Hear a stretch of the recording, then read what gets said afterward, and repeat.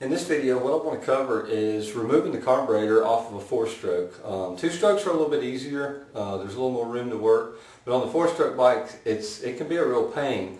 But there's an easy way to do it. It takes a little more work. You got to take a lot more stuff off. But in the long run, you can get it on and off a lot quicker than trying to struggle and get it out. So what I'm going to do, real quick, we're going to cover this. Like I say, it's real simple. I can usually have a carburetor off in about 10 minutes. At this point, I've already got all the bolts out just to kind of speed things up for the video. But real simple. We start by removing the right side number plate on the rear. You're going to remove the silencer. Then from there, you actually unbolt the subframe and remove the shock first. Yeah, you got to take the shock out, but it's just way easier. The thing's just in the way. So getting the bike back together, it just makes it a lot easier to get it off and get it back together. And like I say, a few more steps now is going to save you a lot of time in the long run. So we're going to cover that real quick and show you how. I mean, it's really pretty simple. So let's cover that, and hopefully we can help you out. Okay, first thing, we've already got the silencer unbolted. The clamp is off up at the head pipe. So what we're going to do is we're going to go ahead and just slide the silencer off. You have to work it a little bit, twist it a little bit to get it to break loose. Should pop right out, work it out, and you've got that part. That's out of the way. Alright, next what we're going to do is, the shock is already unbolted. I'm going to tell you a little secret on the shock. Take the top bolt out first, and that's going to let the swing arm drop down enough. On a lot of these bikes you can't get to the nut on the lower shock bolt. So if you'll take the top nut out first, raise the bike up a little bit, it's going to give you enough room to get to the nut on the bottom of the shock. So what we're going to do is slide the subframe out. The air boot is still attached to the carburetor. We don't want to take that off until we've got the shock out of the way. But from there, it's just a matter of wiggling the shock out. And now you've got full access to the carburetor. As you can see, this one's kind of dirty. But that's the point. We're going to pull this carburetor off and clean it, and then get it back on. So we've got the shock out of the way. We've got clear access to the carburetor. Now we're going to pull the subframe off, and then we're going to get the carburetor off. Okay, what we've got now is we've loosened the clamp on the air boot going from the air box to the carburetor. The subframe is completely. We've got the bolts out. There's 3 bolts. 2 on each side at the lower, and then 1 up here at the middle. So we've got those out, and from there you should be able to just kind of tug on it. It's going to be a little bit tight. It'll pop right loose from the carburetor, and now we've got full access to the carburetor. Okay, at this point we're ready to take the carburetor off. We've got to get the clamp loose. But we've run into a small problem. The Phillips head, for some reason the screw in this clamp is really tight. The head of the screw is stripped out. So what I'm going to do, rather than wasting a lot of time, we're going to go ahead and just drill this screw out, drill the head of it off. I've got another, it's all it is basically a 5mm metric screw. Got another one here. I keep these around the shop. So what we're going to do is just drill the head off of this screw.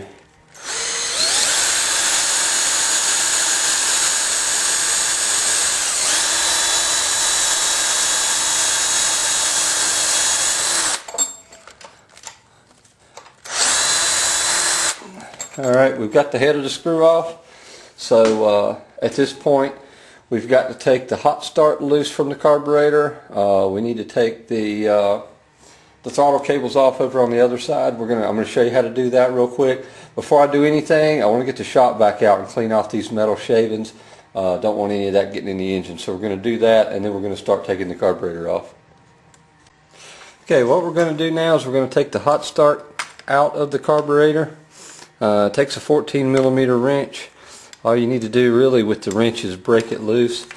From there, you should be able to just turn the nut out with your fingers, and I'm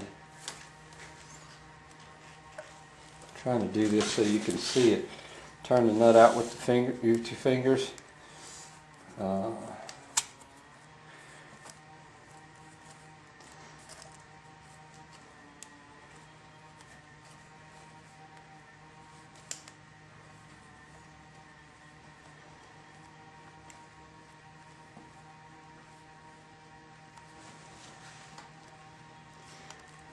getting there.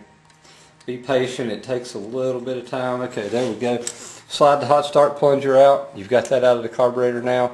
Now we're going to go around to the other side and we're going to take the throttle cables loose. Okay, to take the throttle, you got to take the cover off of the carburetor.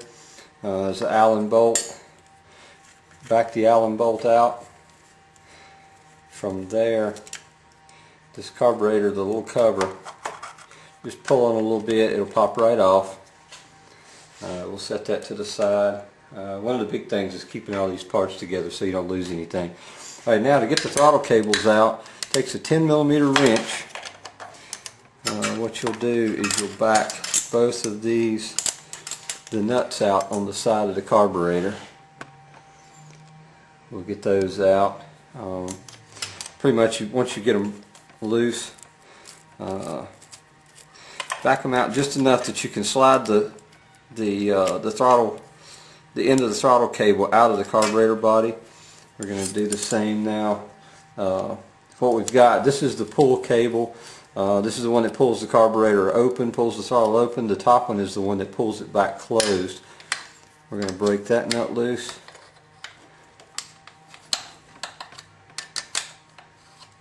And it is a little bit tight in here, so it's one of those things you just kind of have to learn to be patient, work around it, and sometimes you have to force the carburetor around a little bit. Once we get that broken loose, we'll get that where we can take it out and take the cable, take the little barrel end out of the throttle shaft.